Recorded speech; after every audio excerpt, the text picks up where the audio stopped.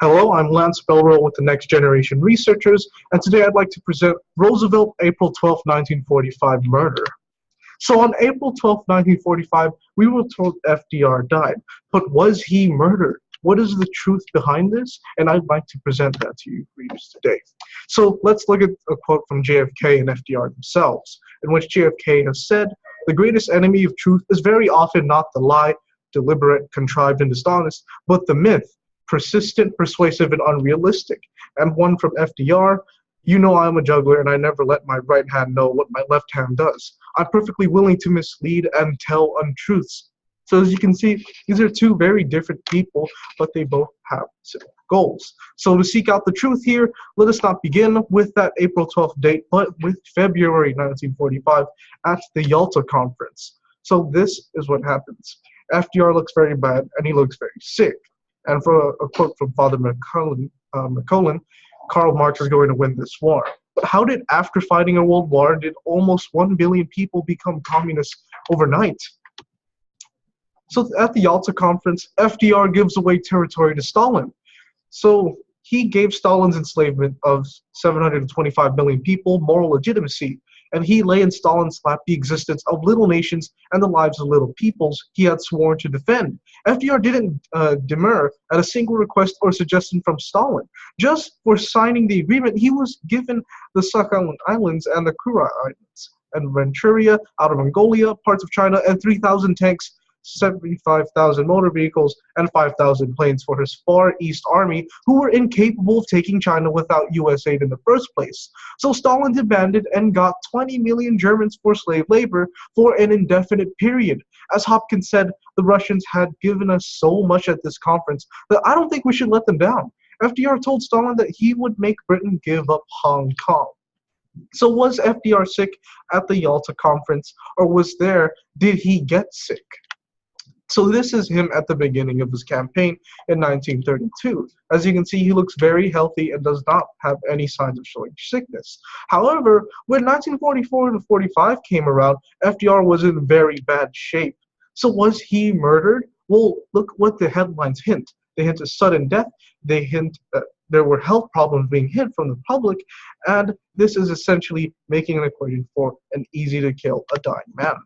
So let's look at what Frank Leahy memos wrote in July 1944, in which FDR would die in office. So the memo said this: in July 1944, the eminent surgeon Frank Leahy wrote a confidential memo expressing his concern that President Franklin could not survive for 4 more years. In the summer of '44, during Franklin D. Roosevelt's campaign to serve an unprecedented 4th term at the height of World War II, several doctors examined the president at request of his personal physician, Ross T. McIntyre. So essentially meaning his memo explains all of the things he's reviewed over this physician's findings, and he knows that he is very sick. He went on to explain that the president had likely been on the verge of a heart failure in recent months as a result with high blood pressure. So the perfect person to murder is a dying man, when one of the best ways to murder a person is to do it in public and to do it to a dying man. But why? FDR was dying, but he could have lived months more or even years. Several things were happening in a matter of time, in a matter of months, that FDR was not wanting and would have if he had lived to stop. So FDR was a master at not giving away his health problems. As you can see, he kept most of the things under wraps, even the fact that he was in a wheelchair. Roosevelt was no longer a stranger to keeping his health under wraps. Paralyzed from the waist down at age 39 after an acute illness that was diagnosed most likely incorrectly as polio, he relied heavily on a wheelchair but never appeared in it in public. Both as governor of New York and throughout his 12 years in the White House, he worked with his doctors constantly to assure the public that he was on the mend. So let's look at the first point. The war was ending and FDR wanted cooperation with the USSR, not a Cold War. 1. The unity and cooperation of the United States, the Union of Soviet Socialist Republics, and the United Kingdom, the Big Three, as the content for the United Nations. The essence of Roosevelt's views on the US-USSR-UK relationship was included in the Yalta Declaration, in which Roosevelt intended to hold summits with Moscow and London about once a year with continuous consultation in the interims at the foreign minister level. So the two, dismantling of the colonial empires which were to be supplanted by sovereign states. At Yalta, Roosevelt asked General Patrick Hurley to draw up a plan for safeguarding the independence and sovereignty of Iran. After that conference, FDR, despite the fact that he was a very sick man, took time to meet with King Farouk of Egypt and King Saudi of Saudi Arabia, and also Haile Selassie of Ethiopia, meetings which the British interpreted as harbingers of a strong anti-colonial, anti-imperial thrust in post-war U.S. policy. FDR in conversations with Churchill had rejected the latter's 18th century method. And finally, 3, economic development as exemplified by the proposal FDR made at the Yalta Conference to develop the entire Danube River Basin according to the methods of the highly successful Tennessee Valley Authority. So Stalin knew about the cooperation and infighting within the FDR administration. He knew all about this, and he also knew that if and when Roosevelt left the office, things would change between the relationship of the USSR and the USA. In the late 40s, FDR's son was interviewed with Stalin for an article, and that is when Stalin told him his concerns with his father. Joseph Stalin stopped trusting Eleanor Roosevelt when she refused permission for Andrei Gromyko to examine the body. If memory serves, the final viewing of FDR was a closed casket affair, and according to Prouty, when son Elliot Roosevelt asked Stalin what Gromyko had hoped to learn from the corpse of FDR, Stalin became furious. They poisoned your father, and of course, just as they have tried to repeatedly poison me. And when Elliot Roosevelt asked, "Who are they?" he shouted, "The Churchill gang. They poison your father, and they continue to try to poison me." So further on that, here are Stalin's thoughts 1945 on FDR's death. Upon being informed of the death of Franklin D. Roosevelt, wrote an anonymous pamphleteer in 47, Joseph Stalin immediately contacted in person the man who was the ambassador to the United States, Andrei Gromyko, and he instructed Gromyko to personally go to the White House, insist that the casket be opened, and report to him immediately whether or not he was convinced that Franklin Delano Roosevelt was dead. Gromyko obeyed orders as far as possible, but was soon brought to a shocking halt when he discovered that even an ambassador from one of the most powerful nations on earth would not be permitted to view the remains. So Stalin distrusted the people around FDR, as he talked most of the people around his conference. And even at the conference, Roosevelt agreed to every demand made by Stalin. So whenever his group, when FDR died, started acting suspicious, wouldn't even let his ambassador look at the casket, then that is where we start seeing how Stalin could have possibly avoided the problems in the U.S. Now on to the second point, FDR didn't want to use the bomb in the first place. And first on that Hyde Park Aid memoir, in which the short agreement between President Franklin Roosevelt and British Prime Minister Winston Churchill, dubbed the Hyde Park Aid Memoir, was an attempt to ensure nuclear weapons would remain only in the U.S. and Great Britain's possession.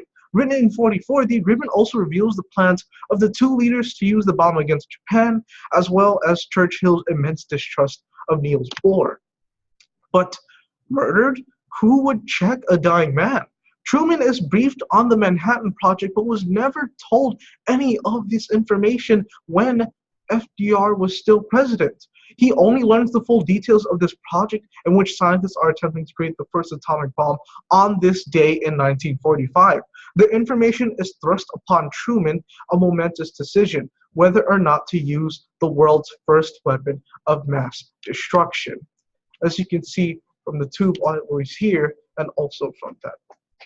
Now, when FDR was alive in 1940, Roosevelt gave a speech to the Pan American Scientific Congress, where he discussed some of the moral concerns scientists had about wartime. Speaking about the ongoing war in Europe, he said, "What has come about has been caused solely by those who would use and are using the progress that you have made along the lines of peace in an entirely different cause."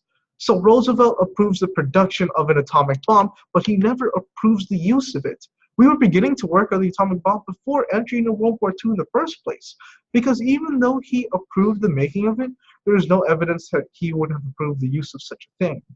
It is interesting to note that ever since the first and second use of the weapons, the atomic bombs, in war, there's never been another use of such weapons. President Truman is the only president and only leader of country to ever approve the use of such then they have them used not once but twice. Because after FDR's death, military considerations changed. He didn't want the bomb dropped, but since there was a new person in office, the military could have easily influenced Truman into dropping the atomic bomb in the first place. Because the military situation on the June 1st, 1945, when the interim committee submitted its recommendations on the use of atomic bomb, was directly favorable to the Allied cause. So this is the official order to drop the bomb. 1. The Stimson, Secretary of War, and Byron, Secretary of State, advised Truman to use the bomb spring and summer of 45, in which he approves the decision. 2. The decision was non-interference. 3. Lieutenant General Carl Spaatz requested a written order. And finally, 4. The official order was issued on July 25th. These is a picture of the atomic bomb, and these are the results of it. As you can see, there's clear Japanese destruction in Hiroshima and also Nagasaki in 1945 after the bomb had been detonated. And this is President Truman commenting on the atomic bomb. So now let's look at the third point against the establishing Israel FDR with King of Saudi Arabia.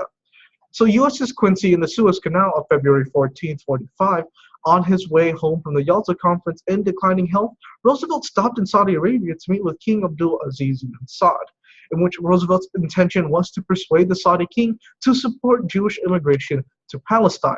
Well, he changes his mind. The King Abdul slaughtered a goat on deck for their meal, then proceeded to convince Roosevelt to abandon his plans of supporting the Jewish homeland.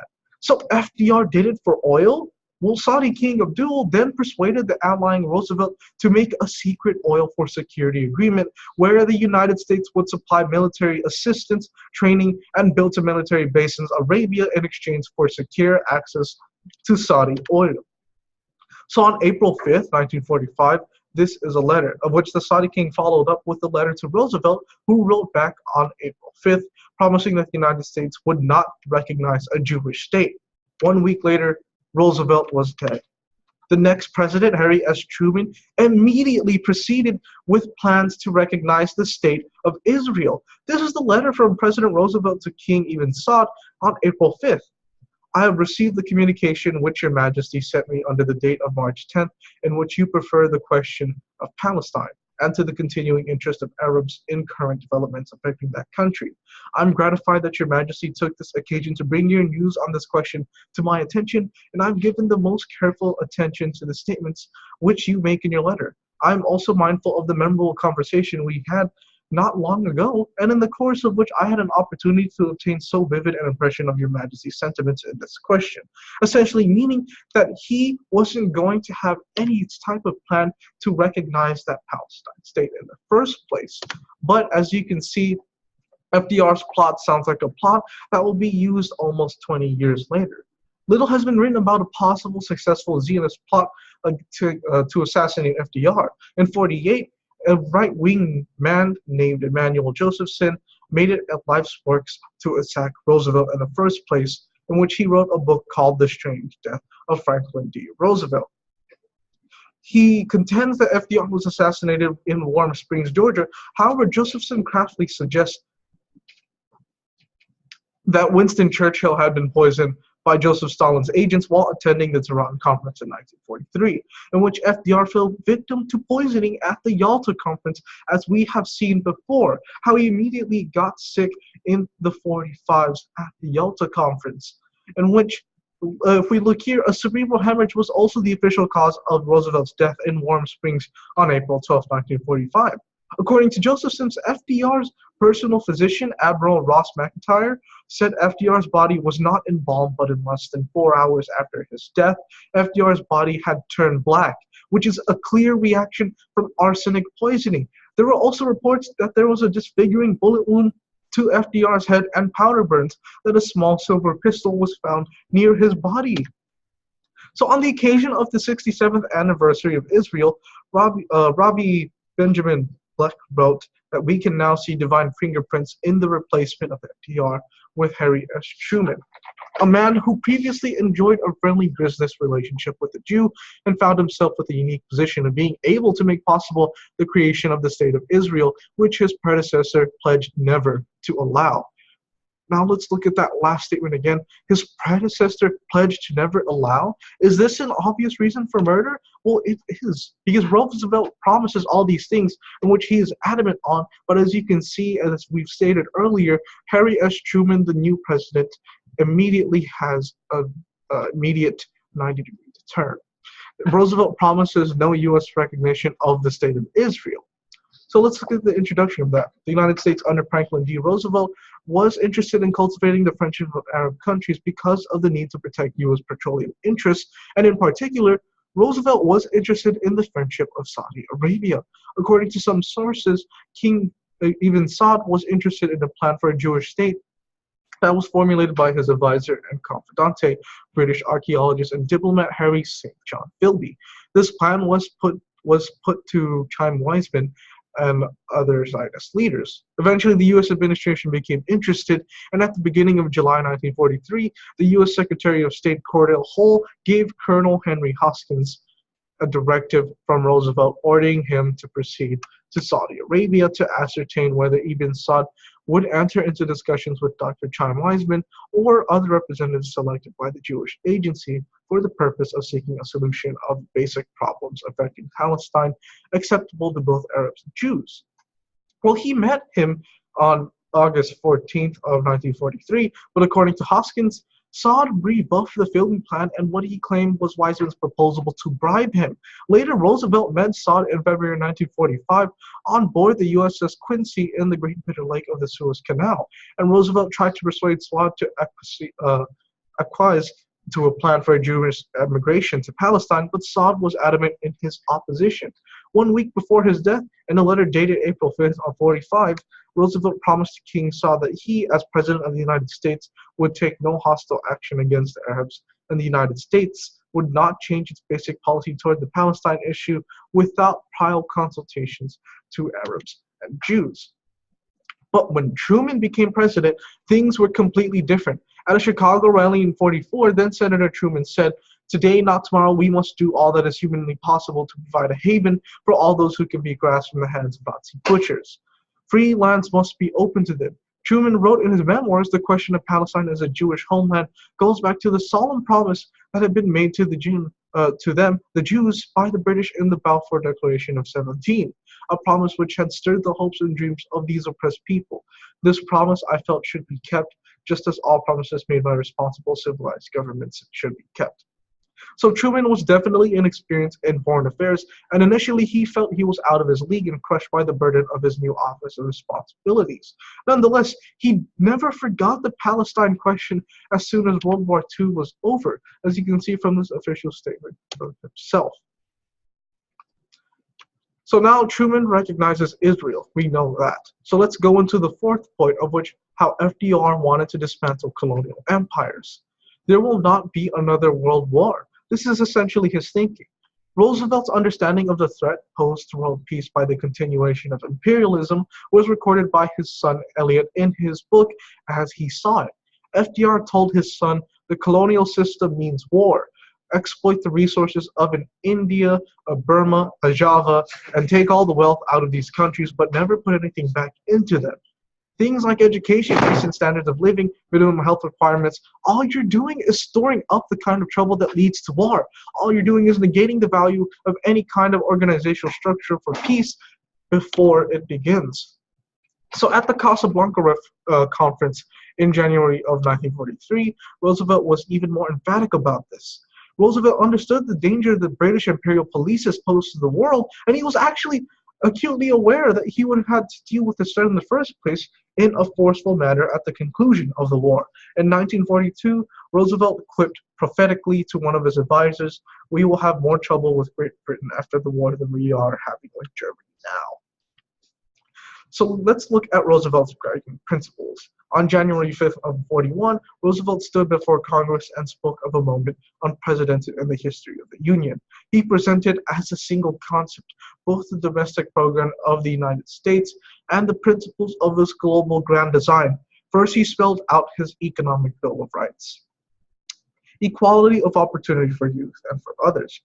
jobs for those who can work, security for those who need it, the ending of special privilege for the few, the preservation of civil liberties for all, and the enjoyment of the fruits of scientific process in a wider and constantly rising standard of living. So these are the four freedoms he has brought, in which the first freedom is speech and freedom of speech and expression everywhere in the world. The second is freedom of every person to worship God in his own way everywhere in the world. The third is freedom from want, which translated into world terms means economic understandings, which will secure every nation a healthy, peacetime life for its inhabitants everywhere in the world. And finally, the fourth one is freedom from fear, which, if translated into world terms, means a worldwide reduction of armaments to such a point and in such a thorough fashion that no nation will be in a position to commit an act of physical aggression against any neighbor anywhere in the world. So FDR was adamant about having no colonies, because at the Casablanca Conference in 1943, Roosevelt was about to talk to de Gaulle, as well as Churchill again. He was determined not to allow the French to return to their imperialistic practices after the war. Even though there were clear differences between de Gaulle and Churchill, the anti-imperialist Roosevelt knew that the British were sympathetic to France's desire to reoccupy Indochina in order to strengthen their own imperialist plans after the war. Roosevelt was fearful that the French would attempt to retake their colonies after the war. So when Eliot questioned not returning the colonies, Roosevelt replied, "How do they belong to France? And why does Morocco, inhabited by Moroccans, belong to France? Or take Indochina, the native Indo-Chinese have been so flagrantly downtrodden that they thought to themselves, anything must be better than to live under French colonial rule. Should a land belong to France? And by what logic and what custom and by what historical rule?" Essentially, he brings down every point that's against his colonies, and he says that the people who inhabited it are the ones who have the rights to those lands.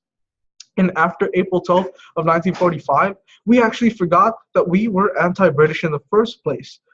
The strictest sense in our enemy today is the same one that the United States had been fighting for over 200 years, the British Empire. It is of major consequence that we had an American president in the personality of Franklin D. Roosevelt, who formulated a grand strategy to defeat America's mortal enemy.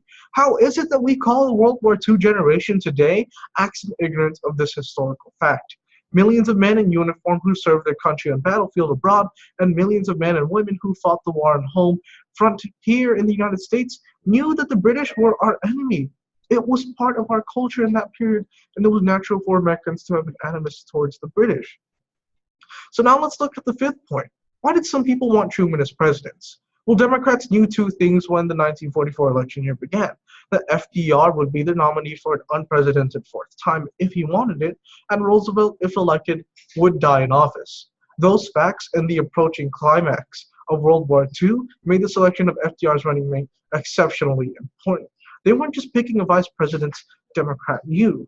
They were choosing a president in waiting. Vice President Henry Wallace could not be that man, and many on Roosevelt's team believed Wallace, a mercurial Iowan, had joined the ticket 4 years earlier and had proceeded to befuddle just about everyone.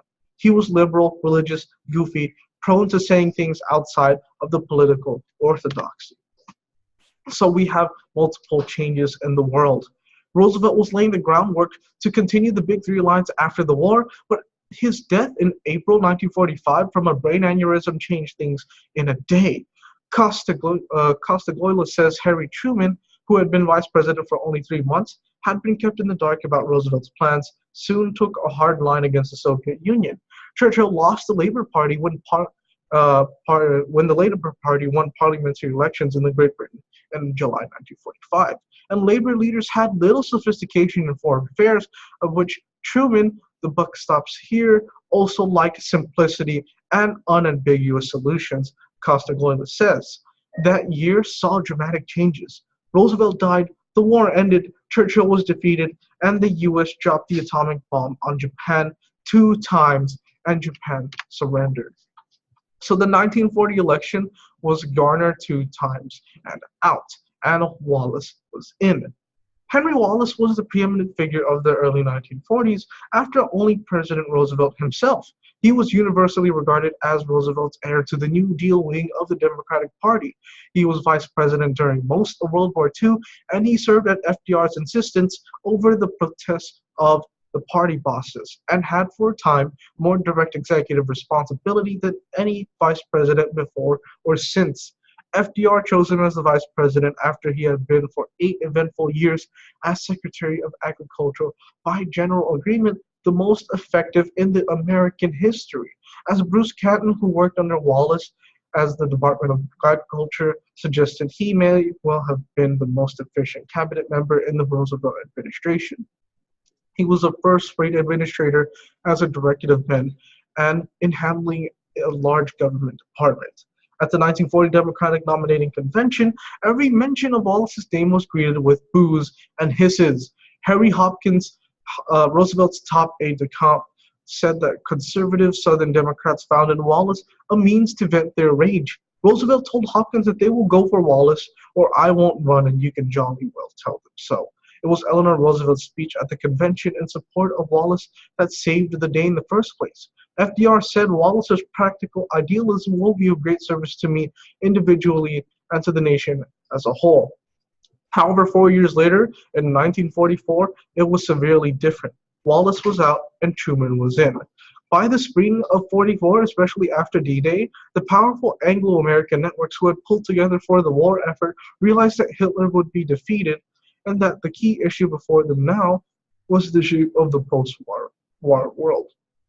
Having come into contact with FDR's anti-colonialist outlook, they were determined to destroy it at all costs, and that meant ensuring that Wallace was not re-nominated as vice president.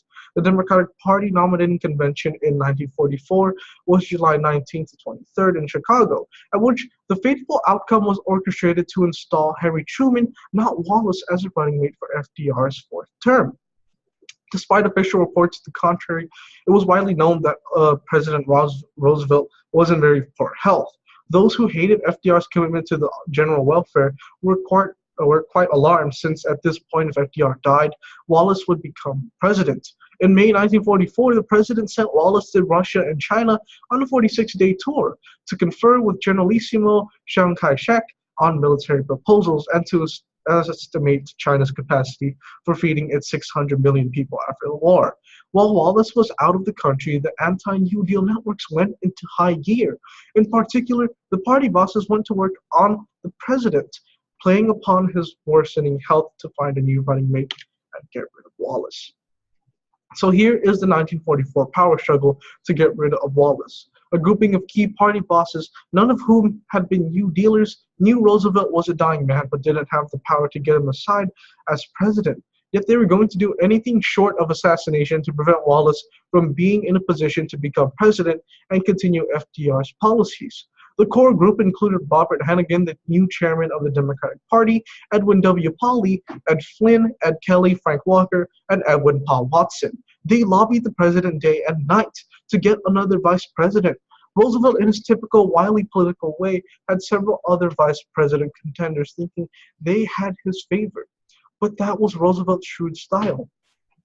Robert Hannegan, who was from Missouri and was instrumental in getting Truman elected to the U.S. Senate, traveled 12,000 miles from January through June 1944 telling Democrats not to vote for Wallace. He sent messages to Roosevelt that Truman was well favored. California oilman and chief Democratic moneybags Ed W. Pauley, the treasurer of the party, for the entire previous year had toured the country telling Democrats not to support Wallace for vice president, and he pushed South Carolina and Jimmy Barnes for the job. Alabama Democrat Paul Watson, the president's appointments secretary, controlled access to the Oval Office. He collaborated in arranging for a steady stream of visitors who complained to the president about Wallace. Pauley persuaded Watson to keep out Wallace supporters, but give easy access to state chairmen, convention delegates, and national committeemen, and non-politicians such as Walter Lippmann, who were against Wallace in the first place. Dewey would be hard to beat by anyone else but FDR. As the 1944 convention neared, there was no real doubt about who the Democratic presidential nominee would be. Franklin Delano Roosevelt had faced a serious opposition at 40 when he broke the no third term tradition that began with George Washington. But in the midst of a global war, there was little appetite for ousting the commander-in-chief.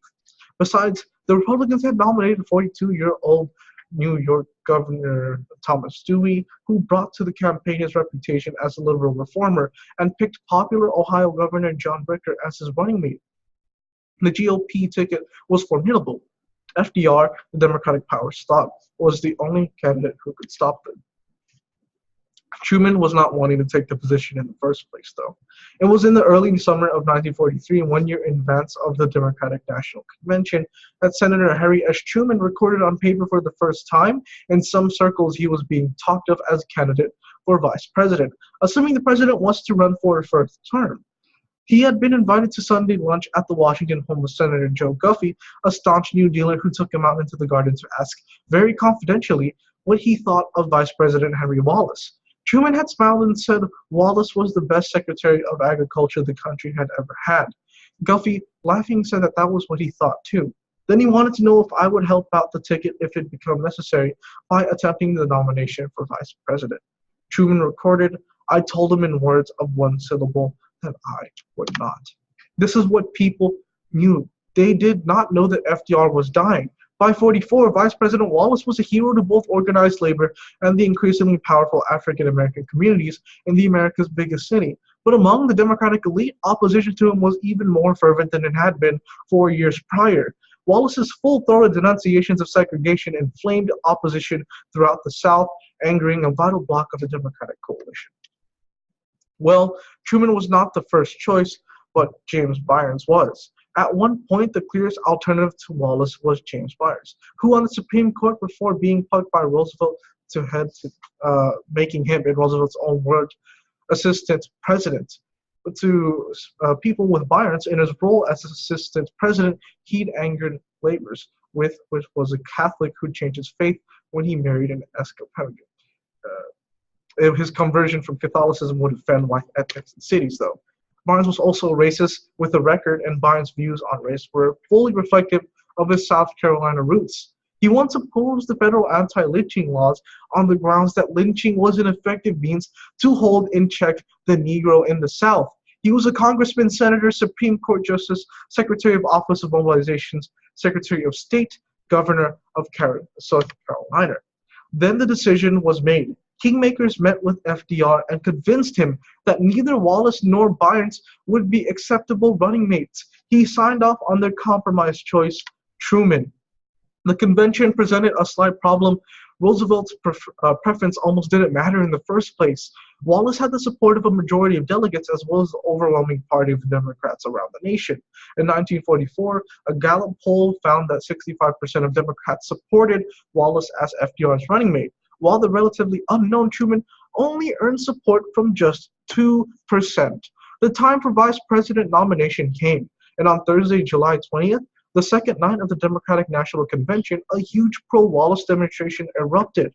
Senator Claude Pepper of Florida, one of the most liberal members of Congress, tried to fight his way to the podium to put Wallace's name in nomination, a move that would have likely resulted in a stampede of votes.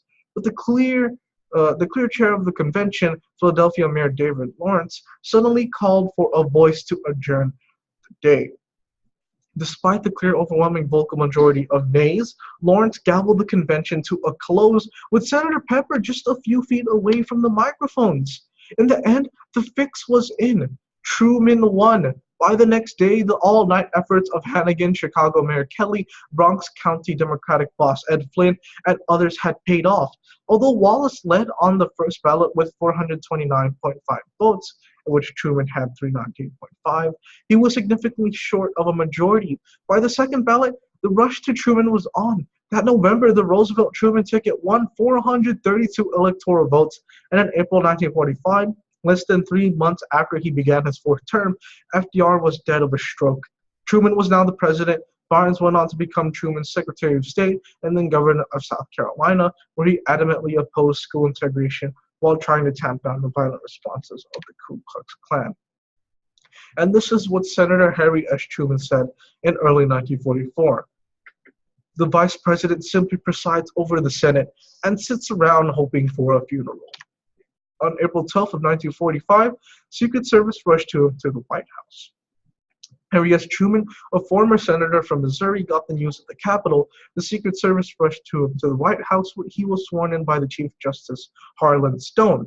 I felt as though the moon and the stars and all the planets fell on me on last night when I got the news. Truman told the reporters the next day, though, I have the most terribly responsible job any man had ever had. This is essentially Truman's in the dark. This is when he had not obtained any information of any projects that was hidden from him when FDR was still in office. Because from the time that Truman was chosen as vice presidential nominee in July 1944, replacing Henry Wallace, until Roosevelt's death, the two had only met 8 times, and most often in the company of legislative dealers. I was handicapped by lack of knowledge of both foreign and domestic affairs, due principally to Mr. Roosevelt's inability to pass on responsibility, of which Truman wrote in his diary. He told Jonathan Daniels, who worked as an aide to both of them, that Roosevelt never discussed anything important at his cabinet meetings. Cabinet members, if they had anything to discuss, tried to see him privately after the meetings, essentially meaning that he was much in the dark, having no plans, and was rushed into the decisions when he was thrusted into the presidency. Clearly, in the end, what we are left with is FDR's policies completely overturned by Truman. Truman was put in as a vice president as a patsy. FDR was a very sick person. However, FDR's death on April 12, 1945 was far from natural causes, in which the methods, the motives, and cover will be used again in less than 20 more years later. More information on our broadcast on this subject next month.